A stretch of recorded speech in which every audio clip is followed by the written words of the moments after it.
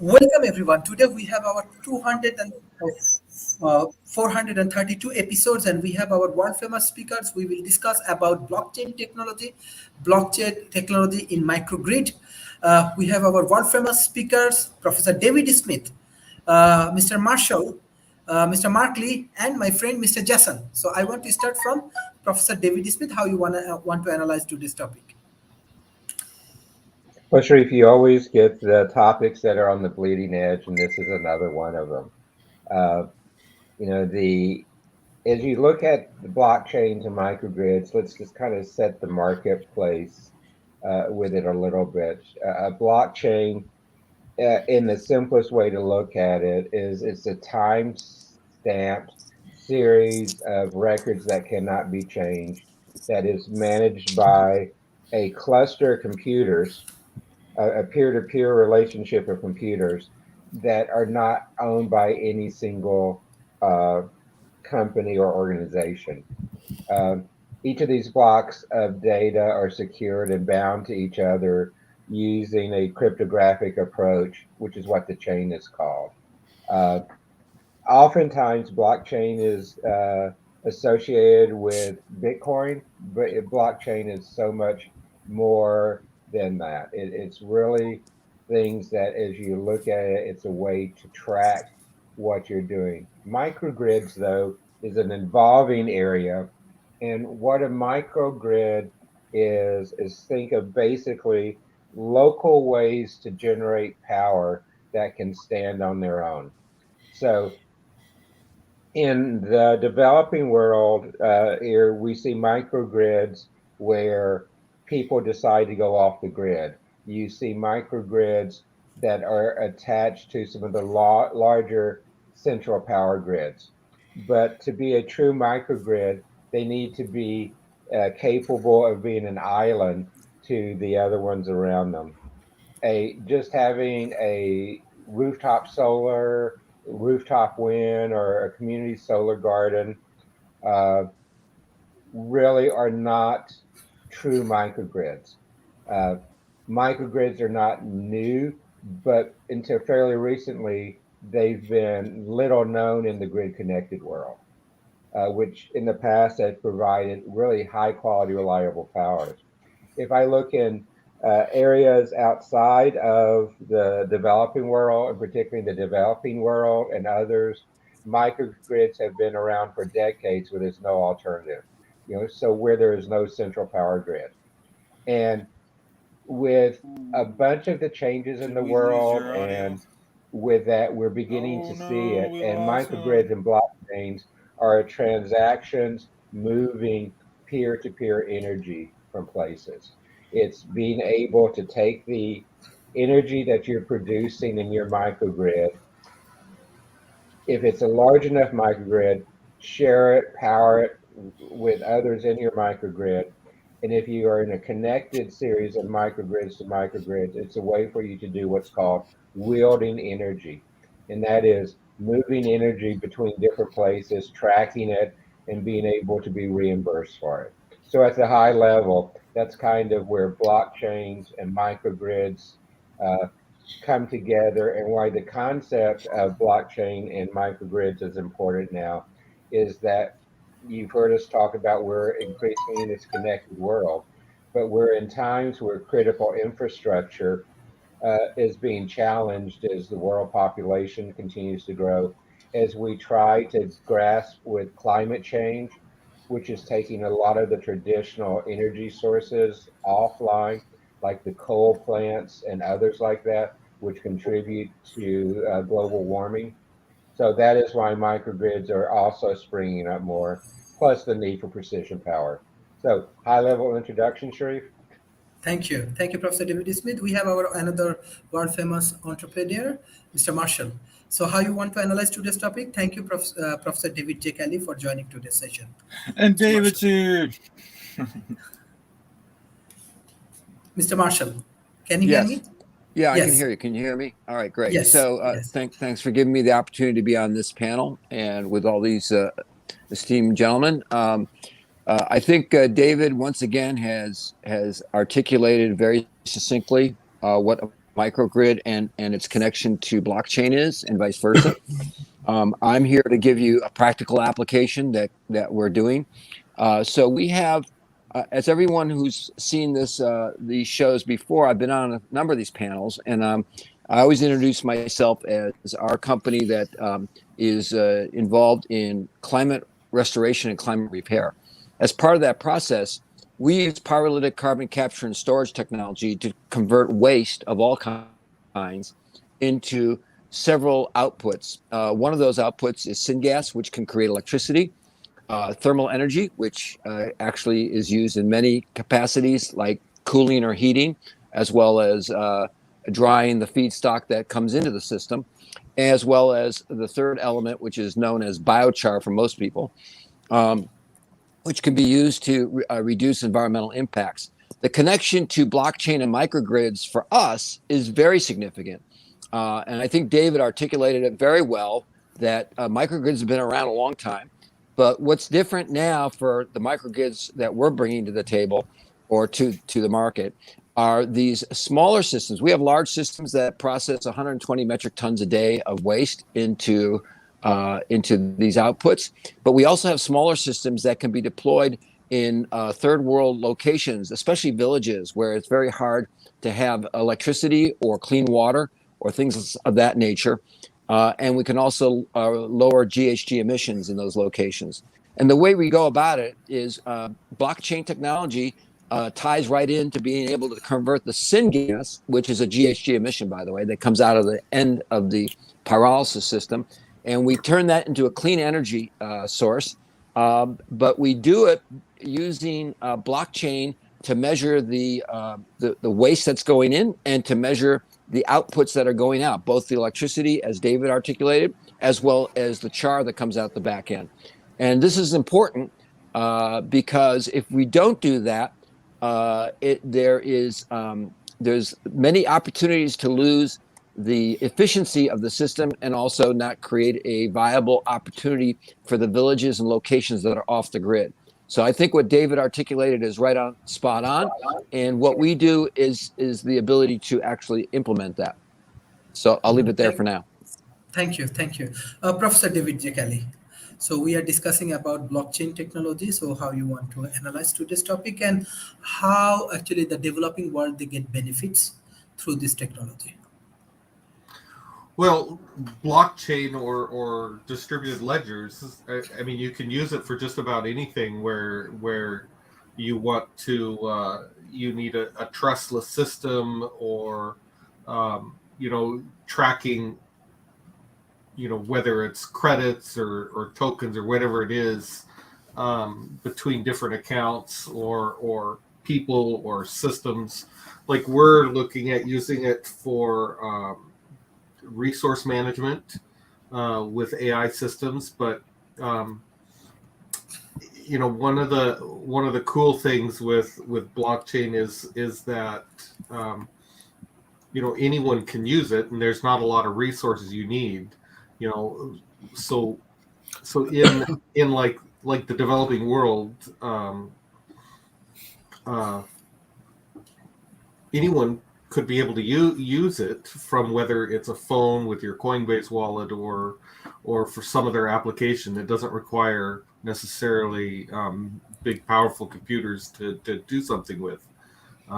It just depends on the application you want to use it for. Thank you. Mr. Jason, can you hear me? Mr. Jason? Yes. Yeah, I look forward to the day when the blockchain is able to integrate in more with the social media platforms, and I think eventually they will proliferate all different tokens and different cryptocurrencies. There'll be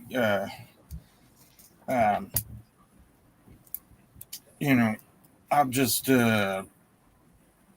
pass it back to you. I got distracted. Back to you, man.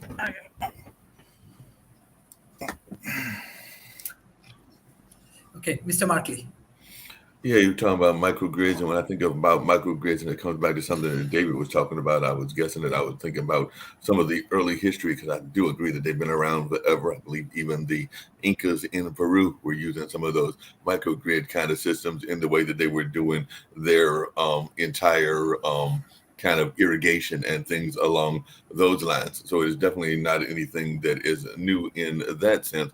But now that we're adding blockchain to it, that does make it a new phenomenon and things along those lines. So definitely it's something that I think more people will be paying attention to, and particularly in the energy and the sector of electricity and gas and things along those lines. I was thinking about a couple of applications that might be using the blockchain, and I'd love to hear from my fellow panelists what their thoughts are about a couple of things that I'm going to bring up, because I imagine that in one area, people will be using a way to democratize and to therefore get greater access to things through the blockchain. I heard David mention community gardens, and I do know that those are becoming incredibly more popular these days because of people wanting to have access to food and therefore access to some of the other resources as well in a more controlled environment, in a more kind of like their neighborhood kind of environment. So we're seeing more neighborhood kind of ideas in that regards. And I imagine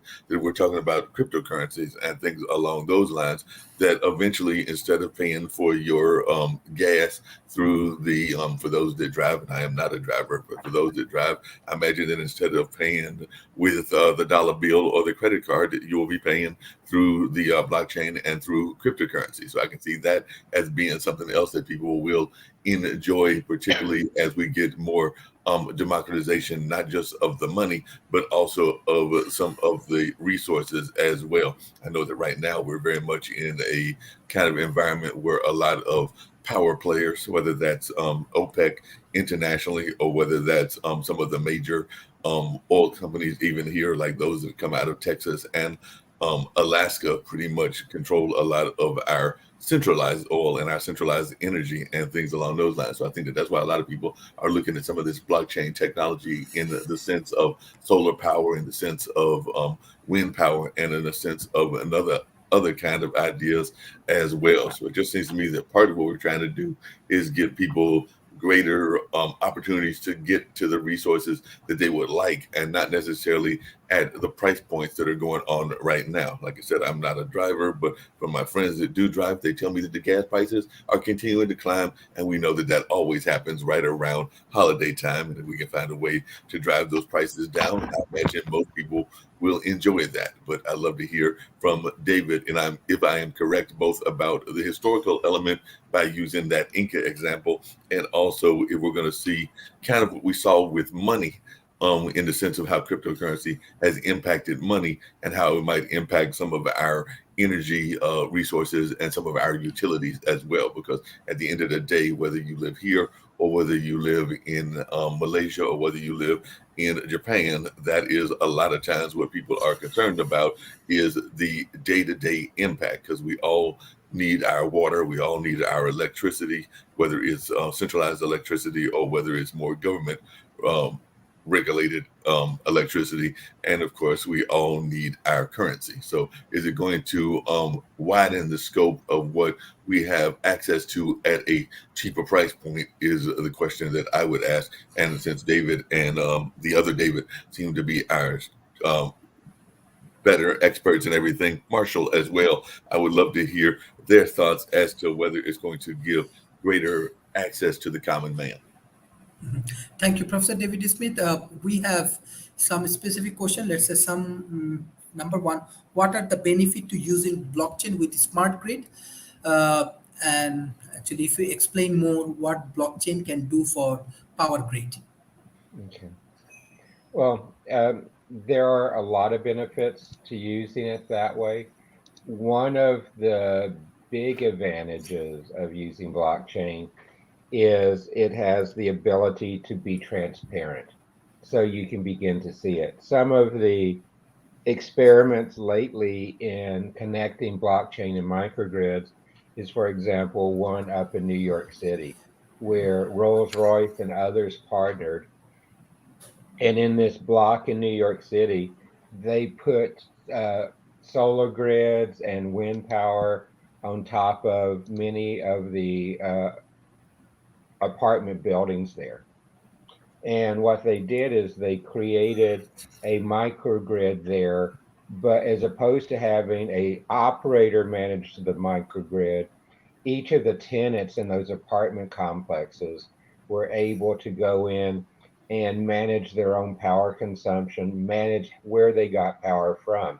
And they could choose to use it from the microgrid they had there. They could sell their energy to others in the apartment complexes. They could work to assess what is the value of the energy they're trading, and they can make decisions to go out into the connected grid as well. So, but what it was is each of the consumers in that microgrid had the transparency to see how the power is being used, where it was being taken to in that grid, and how to interact with it. So if you think about it, it is a transaction-based peer-to-peer energy system with the ability to sell and buy energy from each other and from others than just the utility in that instance, which supplied energy to the building normally. So it gives you the options to do it. It creates more an ecosystem within the microgrid than being just a consumer of the power from a utility. And the blockchain, again, gives you the visibility, the transparency, the tracking, the ledgers to make that happen. Thank you, Professor. Mr. Marshall.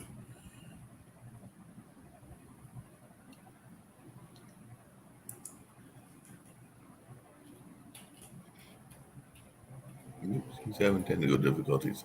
Sorry. Yes. While we're waiting for him and everything, I just had a quick question because technically speaking, I started to use the analogy of earth, wind, and fire, but then it occurred to me that all of them actually do have something that is represented that is paid and everything. But one thing that is technically, as best as I can tell, something we don't have to pay for, at least not yet, is air, because we all go out and we enjoy our air and things of that nature and everything. But I have heard people talking about, and I remember seeing a science fiction movie that did have us paying for air as the air became more contaminated and more of a resource and the things along those lines. So I was just wondering, do you think that this blockchain technology could open up that possibility? And I know that that's kind of a dystopian view of a society, but we do know that things are getting a little harsh with the climate. So I was just wondering if anybody had any thoughts about this, because like I said, we do pay for water in one form or another. We do pay for electricity and we do pay for a number of other things, but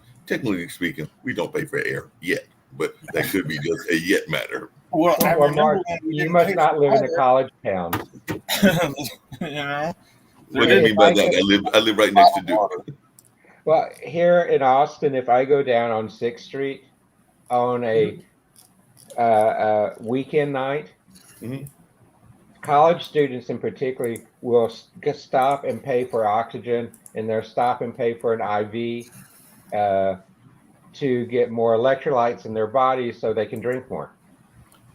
I'm gonna have to check with my Duke students about that because, like I said, I live near Duke, but I have not seen that happening yet. So you do see people paying for air, Okay. but what's actually interesting though is those type of transactions. Even for that, some of those vendors there, because they're spread out among in Austin, our entire entertainment district, they actually are connected on a blockchain. Oh, wow. So because they're different suppliers, but because they're spread around, they thought it would be good to create a blockchain so that they can share information on these people, so that they can share the transactions, so that these guys and gals could put money in once and use it within the entire district.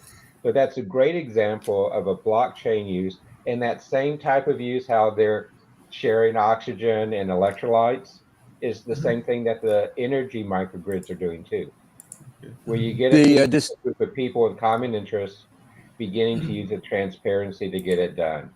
And the next step is really to begin to take and apply more AI into these blockchain enhanced microgrids, which I'm sure is where David Kelly's headed. Yes, Mr. Marshall. Yeah, the dystopian view that was expressed was in the movie Total Recall, if you remember that one, I do. where they were. I think they were on Mars, and of course on Mars there's not much oxygen. The question is, will Earth become the same atmosphere as Mars? I don't foresee that in the distant future, but you never know. We do know that GHG emissions are rising, and everybody's trying to get to a 1.5 temperature by 2025, 2030, because if it goes beyond that, it really isn't good news for people on Earth. With regard to the blockchain technology and the microgrids, I think what David pointed out was really critical is that the actual ability to use blockchains to pay for it. You can use cryptocurrency. Obviously, I saw a question in the chat asking about cryptocurrency. Obviously, cryptocurrencies use blockchain. Blockchain is the underpinning of it. But I think there's much more than cryptocurrencies that are involved in this conversation. I think what we're talking about is changing a way of actually addressing climate change in a very significant way. And these technologies, as David pointed out, if we integrate a series of technologies, not just blockchain with microgrids, but also with AI, we can actually create opportunities to bring out a level world in which people in third world countries or developing countries can actually improve their lifestyles, improve their quality of life, and at the same time generate some wealth for their local communities, and also create a healthier environment and quality of life. Thank you. Professor David Kelly, there is one question from audience I want to take for you. How utilities are using blockchain to modernize the grid? Well, probably the best example is for optimizing power distribution without having centralized control. I've read one example where they can optimize power distribution on the network through a decentralized system, and that's probably the best use that as far as the use case that I've seen for related to that question. Thank you. Mr. Jason. Yes, I was wondering, David, on like a scale of 1 to 10, just how difficult is it to make a blockchain? And do you think there's going to be a danger of there being too many of them? Does that have some kind of effect on, I really have no idea. What do you think? Well, it's not real difficult to make a blockchain. There's a lot of applications out there, both open source and commercial, and there's many companies do it. IBM has a division that does nothing but work on blockchain. PricewaterhouseCoopers has divisions that do nothing but work on blockchain, and others. And in the financial trading industry, you're seeing blockchain becoming more and more involved because the fact that it's taking a concept that they use all the time, a ledger, and it's making it distributed, and it's making it more transparent. There's a question of, can blockchain improve privacy? And it's kind of interesting. Blockchain by definition is transparency. So it doesn't improve privacy. Can it improve security? In some ways, but there's still security challenges around part of the blockchain process, and whether it's a public blockchain or a private blockchain, and what type of encryption you use on them. Is it a public key or a private key or a distributed key? All those go into how blockchains are set up and used. Hey, David, if I can ask a follow-up question to what Jason asked, because one of the things that I've always been curious about is I hear more and more about blockchains, and I hear more and more about cryptocurrencies and metaverses and the things along these lines. And I brought it up a couple of times on a couple of these panels. And anybody else that wants to answer this question, I'd love to hear y'all's thoughts about this. Do we run the danger of creating? You mentioned Austin, and I know Austin is a college town. Definitely Durham is a college town as well, and everything.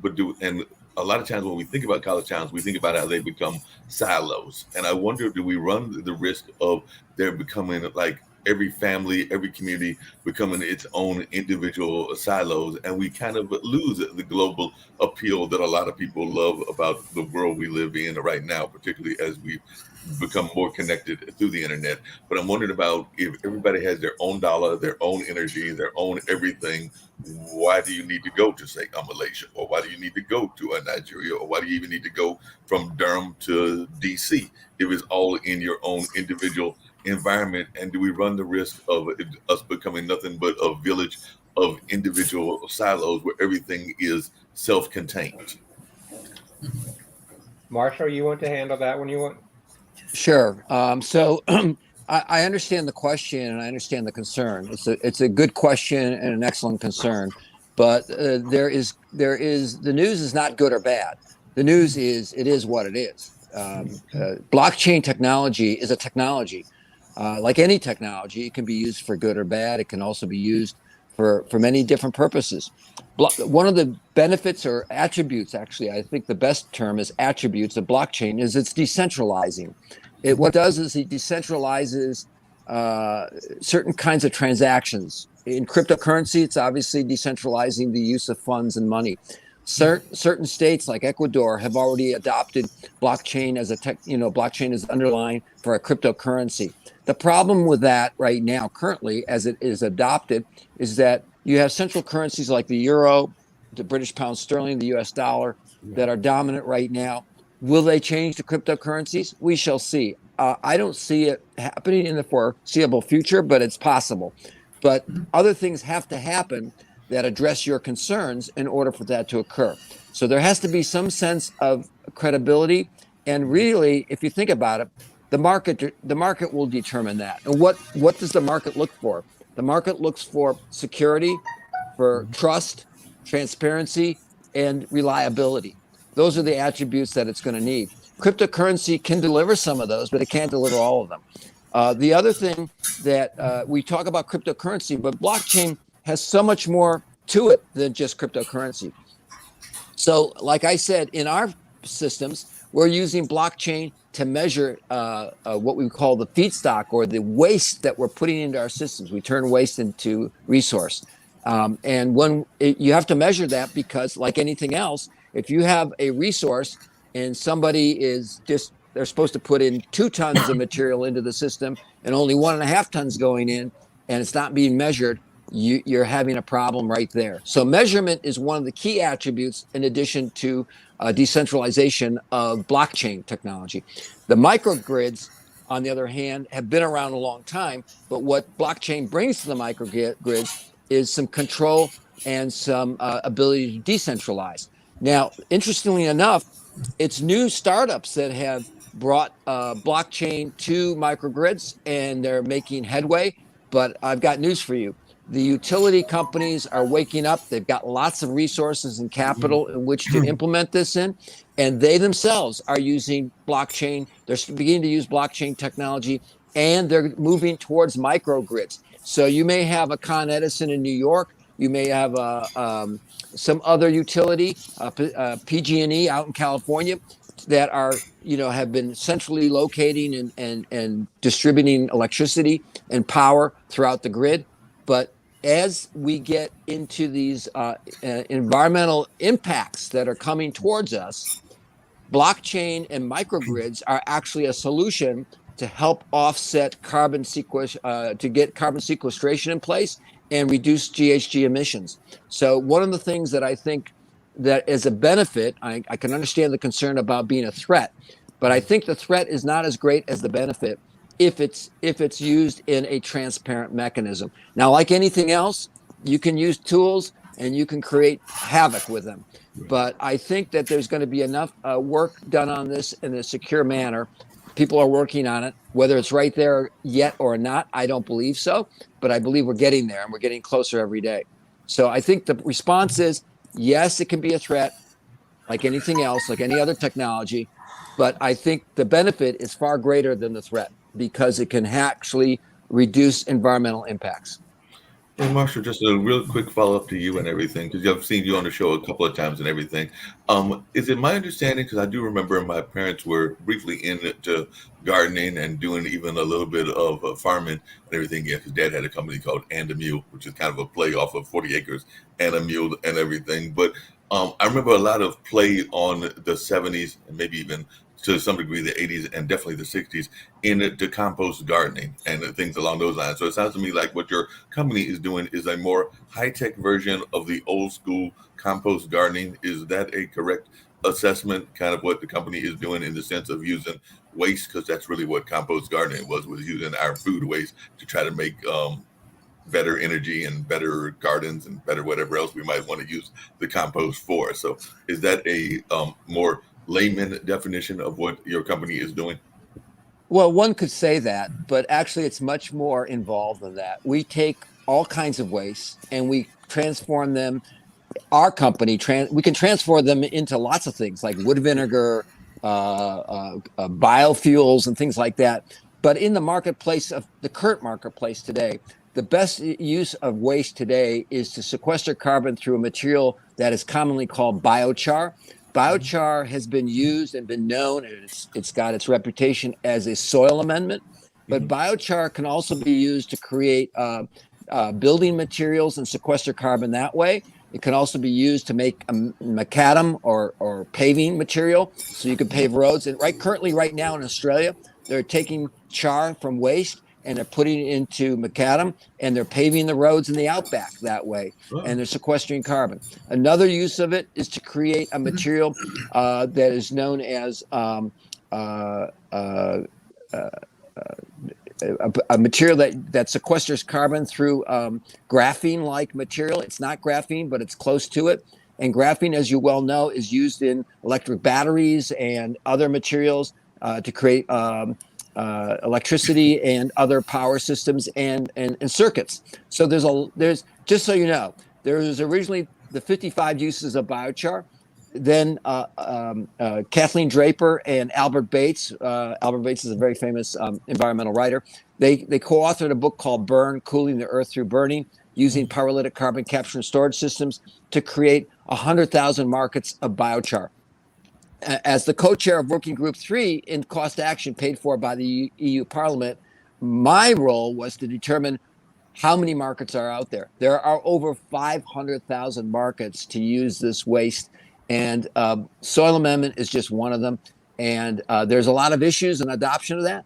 But I think relating it and kicking it back to the topic of today, yes, they're kind of connected. So soil amendments are connected because you can create biochar through this pyrolytic carbon capture and storage. But what are we using? We're using blockchain to measure both on the inside and on the input and also on the output, both for the electricity, for the char, and for the thermal energy that we're producing, so that we can keep track of it. You have to measure things. I would say that blockchain's major value to society is not just cryptocurrency. That is a value. But I think its major value is as a measurement tool to keep things measurable. And when you measure, you know what you're doing. If you don't measure, you're at risk of causing harm and other issues. So I would say, yes, they're connected. And especially we're going to see much more of this coming forward in the future. Appreciate you. Thank you. Professor David Kelly, because I think I want your response on these questions. What are the biggest business Yes. concerns with the blockchain?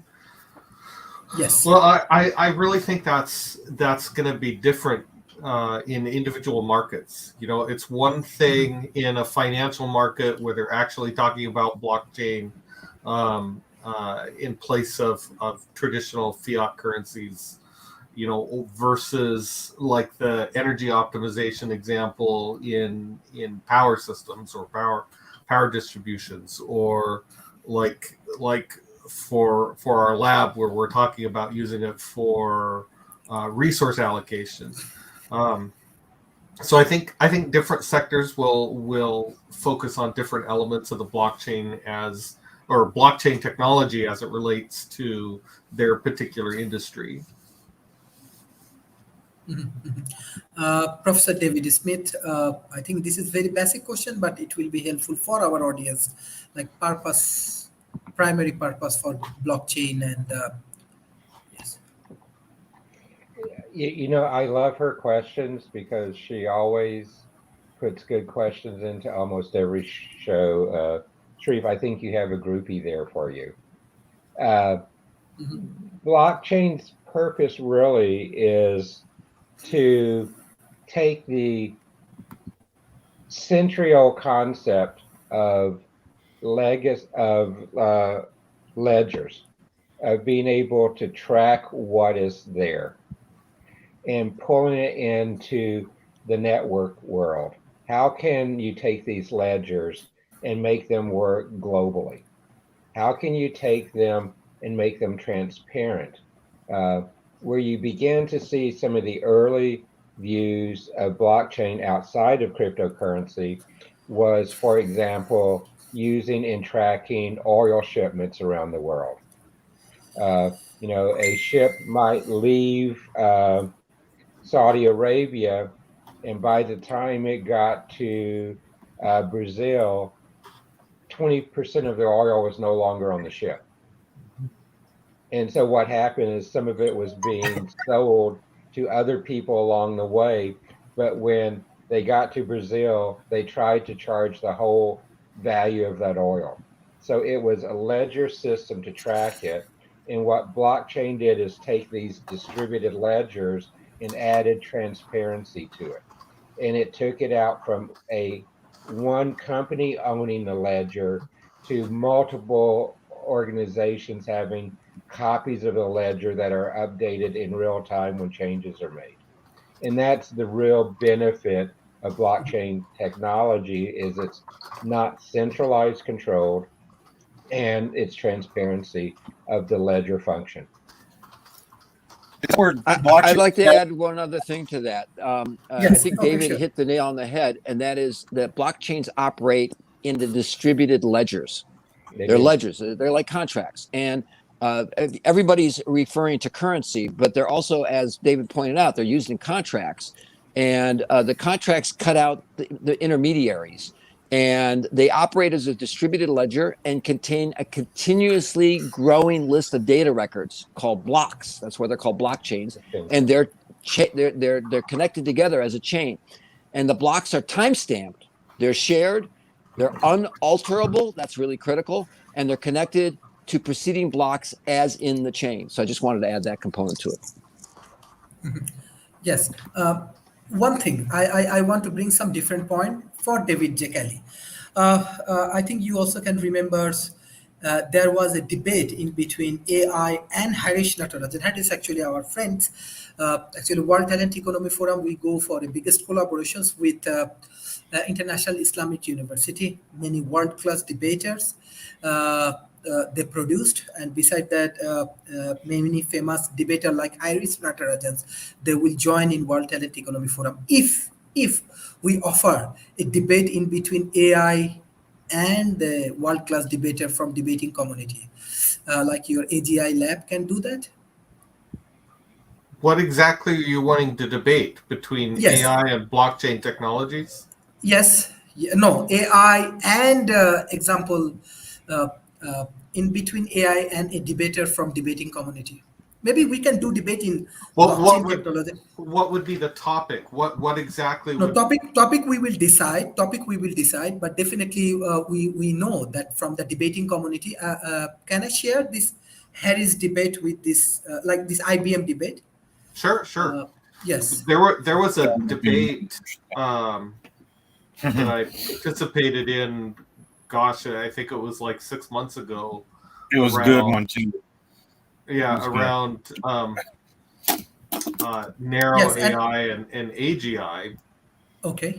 And I think it would be great. Debates can be really interesting. Yes, It's just you've got to have a specific topic to debate. IBM yes. debater, should we subsidize This is the preschool? debate. This is the Harris actually convener for Asia, Cambridge University, and this debate is happened March 2019 in IBM. Actually, the same thing as I told you, the 2013 I launched Asian Debate Academy. This is one of the largest debate academy. We have many famous debaters, professional famous debater like Harish Natarajan. They joins. So we have an initiative. Let's say example in blockchain Uh, technology. Can we arrange this kind of debate like Mr. David J. Kelly and Mr. Jason? And if you have Yeah, any kind of comment, because yeah, I think it's a great idea. I think it would be really interesting. I think we need to give the debaters a topic and a week or two to yes, come up with whatever material they're going to use in the debate, and I think it would be great. Debates can be really, really okay, interesting. yes, if definitely. And a we preview, were to, yes, if we were to try to get a Massey system into the debate, would we be able to design a debate that's all in text and is like turn based? exactly, You could, exactly. but the MASI system isn't running in real time, so for a debate that might be a little bit drawn out and clunky. Yeah, it would be Okay, clunky. this is the deal with Mr. David Kelly's and World Talent Economy Forum. We will arrange a debate in between AI and a world-class debaters. We will give you thousands of audience from university, especially from Asia Pacific. International Islamic University will be our partner. World Talent Economy Forums will arrange these things. But I'm sure we will bring some interesting outcome, because here the youth communities, especially we work with Oxford Union, Cambridge Union, Harvard Union, they are very much interested about this kind of debate, and local media also interested. So I think this is also a good opportunity for AGI Lab and World Talent Economy Forum. I think that would be And interesting. Oh, I'd like to watch okay. it. That'd be cool. Okay. Yes, and the media and everywhere we will cover these things, because this is the demand from the youth communities. I'm from debating communities. I launched this Asia Debate Academy. There are actually thousands of people actually engaged with that, and there is a good things. Example in Malaysia, Sir Sadiq Abdul Rahman, he was a popular debater. Now and then he become youth ministers. Even in the developing nations, many famous politicians, they developing their analytical skills from the debating communities. Even I can remember Hillary Clinton from Oxford Union, Benazir Bhutto from Oxford Union. Actually, Benazir Bhutto was the president of Oxford Union. I was the Oxford Union member as well. So this is really, really great discussions, especially this kind of technology-oriented debate. Our youth community especially like. Yes, step by step we are growing.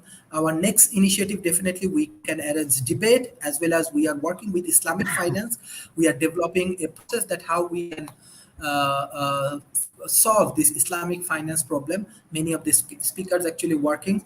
So maybe 57 Islamic countries, they will join in World Talent Economy Forum initiative. And I know that the speakers, those who always support World Talent Economy Forum, they are extremely valuable for us, because your knowledge, your contributions always it will be helpful. Just recently we finished our work with Malaysian governments, with climate change department, then Rwanda governments with collated lab, as well as we are growing very fast. So this kind of intellectual discussions will be very much helpful. And besides that, we need a lot of solution. You know that already we are taking 600 students from Africa, 600 students from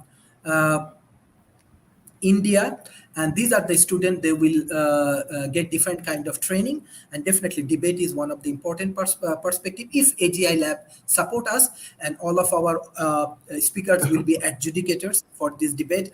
Last debate, actually, Harish Natarajan win against AI. I do not know. Maybe this time AI will win, but it will be very popular. It will be very interesting. So we will provide you a world-class debaters.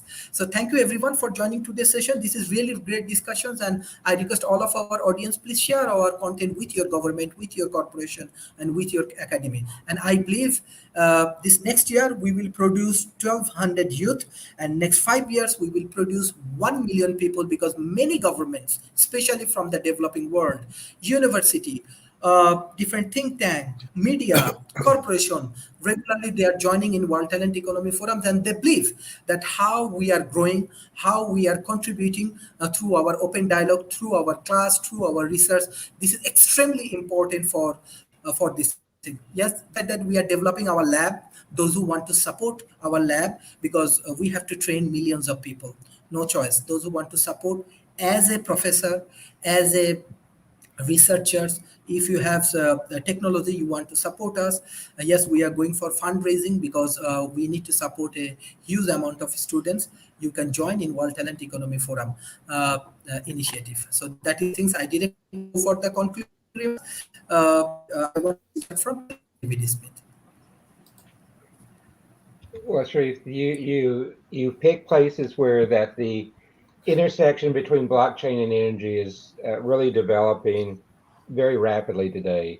And if your viewers are interested in what the future of utility models are, but also in the distribution generation, they should really pay close attention to how blockchain and microgrids are coming together. There are many, many new ideas and application distributed energy space that is being developed using blockchains. And blockchain does have some inherent advantages for transaction and ledgers of all sorts. Now, microgrids, and I also want to use the term smart grids, are going to be highly transactive. So having an efficient, transparent, strongly validated, and secure ledger of these transactions is going to be a great benefit. But like many new ideas, like many companies with startups and things, some of these ideas are going to turn out to be impractical, are really not actionable. But on the other hand, there's likely going to be quite a few game changers coming out of this area. And the two of these combined is likely to be disruptive inside the field of microgrids, which is already highly disruptive in the utility industry. And the digitalization of energy is really in its infancy right now. And that's what this is doing. Blockchain technology and microgrids are digitizing the distribution and production of energy. And so it's an important activity that can be breakthrough, but like any breakthrough activity, you're going to have some that bomb as well. So it's going to be a dynamic field. People should track it. And Sharif, as in the past, this is an area where your universities, where your governments, where your commercial companies need to become involved and track this, because particularly in the developing world, it's going to be even more highly disruptive than it is in the developed world, where our energy grids have gone for a while. But living in Texas, where last winter we lost power for over a week, I can see microgrids stringing up here. The amount of solar that has gone up around me lately is really there. So that's kind of where my concluding marks are, is it's coming, it's going to be disruptive, but it's a pretty good marriage of microgrids and blockchain. Thank you. Mr. What's your concluding remark?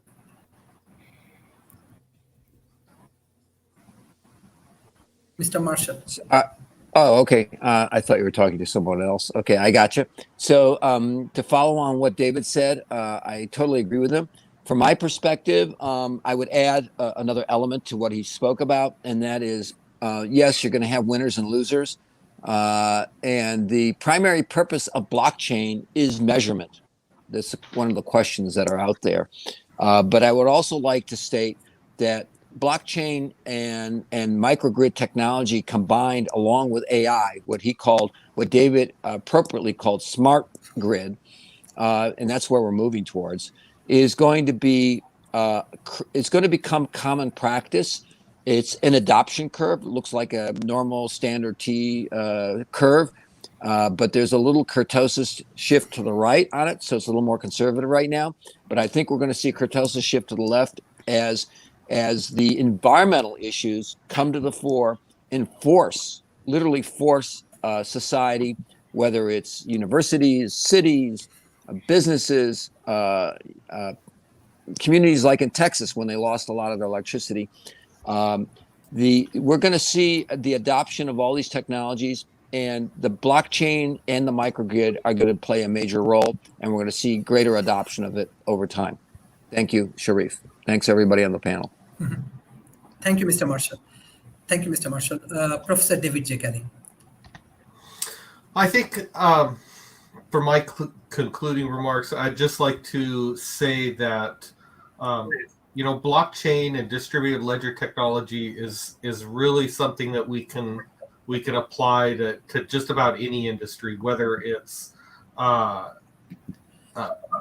grid power distribution optimization or using it as cryptocurrency or any. It's just an innumerable amount of solutions and potential uses for blockchain systems, and that the use of blockchain is only limited by your creativity. He wanted to congratulate you on your win.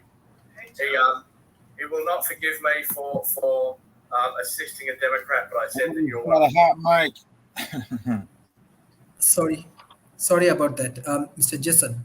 Sorry, Mr. David Kelly. Yes.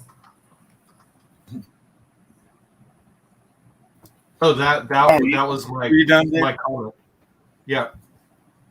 Oh, I got a question about regulation and kind of about like scammers. I'm wondering, how much do you think the government should regulate blockchain? And I keep getting like friend requests and these scammers trying to get me to invest in all this stuff. And, I don't invest in any cryptocurrency or anything. I'm just, what are they after? I mean, are they can they make money by getting people to mine with their Bitcoin or something? Or what is the deal with all the scammers? Well, they're trying to scam you to get your money. Oh, so that's just normal. I think there's industry approaches, based on more of a free market economic system that can address some of that without getting government involvement or in regulation, which I think is always, the government always ends up abusing just about anything they touch. And that's, in my opinion, the less government, the better in everything. I agree. Yes. Yeah, but Mr. David Kelly, I believe that it depends on culture. It depends on country. Example, Asia Pacific, China, their economy, definitely its economy is growing. But this Chinese economy must more depend on government. I think it's important that yes, that we weaken governments like China. That abusive governments like that, really, the more we can weaken their position in their ability to manipulate and suppress their citizens, the better. Okay. We have our friends from Malaysia, Mr. Peter. Mr. Markley, I think you want to add some point? No, I was just going to say I've got to get ready to bounce, but I'm glad to be here in Durham, which is considered a smart city and definitely involved in a lot of smart city research, including that around transportation and a number of other things. And adjacent, I can definitely understand that whole idea of people trying to catfish and hustle you. I get those letters all the time as well. The best thing to do is just to ignore them, because they will definitely try to hustle you and try to get your money any way that they can. And there are definitely some folks out there in that crypto space, just like they are in the regular financial spaces as well, that will try to use whatever access point they can get in order to at least initiate the conversation and then try to hustle you out of your cash. So that's just my quick insight and things along those lines. And on that note, I'm out of here, and I'll probably see y'all tomorrow if Sharif invites me once again. So once again, see y'all later. Sure. Thank you. Mr. Peter, we are discussing about blockchain technology. I know you are expert entrepreneur. So what you want to add? One interesting point, actually, Mr. David Kelly bring that like the less governments involved with different business and activities, it will be better for organizations or business. Definitely, Asia Pacific has different culture. China has different culture. Singapore, Malaysia has different culture. What do you think? Well, I don't think that's necessarily meant involvement, just regulation. But go ahead. Sorry, I didn't. Okay. Yes. Mr. Peter. My opinion is that, okay, I'm not in favor of this cryptocurrency thing.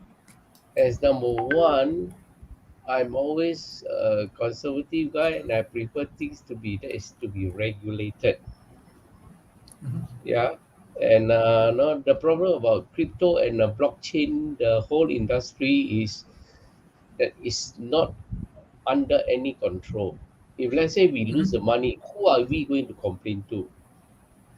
We are lost. In Malaysia, there were incidences that we Malaysians, in Malaysia we call it money game.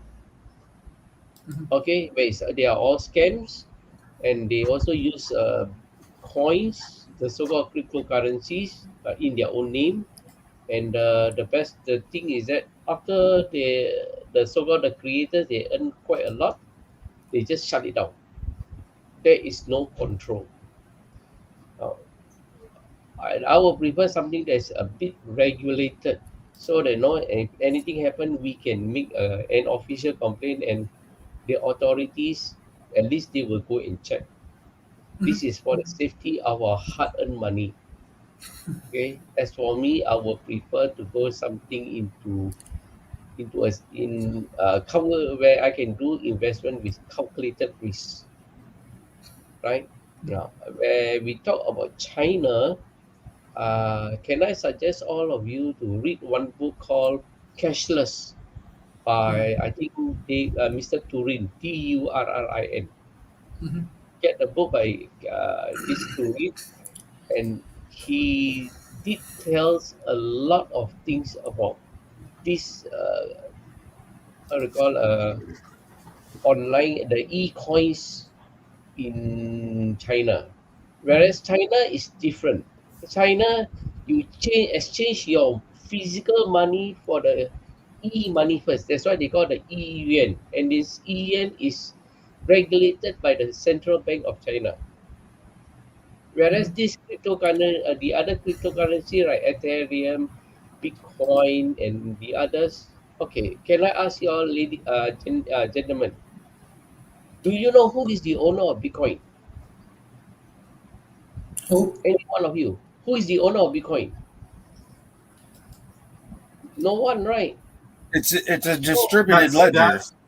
That's the good thing about Bitcoin. You don't want Decentralized. central ownership. Right. No, the thing is that someone created Bitcoin. Even, for example, Mr. David Kelly, you can create a cryptocurrency under your name. Yes. Yep. Can. Yep, exactly. Okay. Then what happened? I mean, I'm not saying that you are trying to cheat, okay? Here is what happened if, let's say, it grows big enough, and then suddenly you decide to, okay, I've earned enough. That's it. Yeah. One thing, Mr. Peter. Let's say in developing nations, it's my experience even. Let's say in the traditional banking system, there are a lot of hacking happening. Different powerful political person, they hack the banking system. Even though I know the Central Bank of Bangladesh, few $1 million hackings from Asia Pacific anyway. I think they are based in North Korea. So in the traditional banking system, we are also losing money.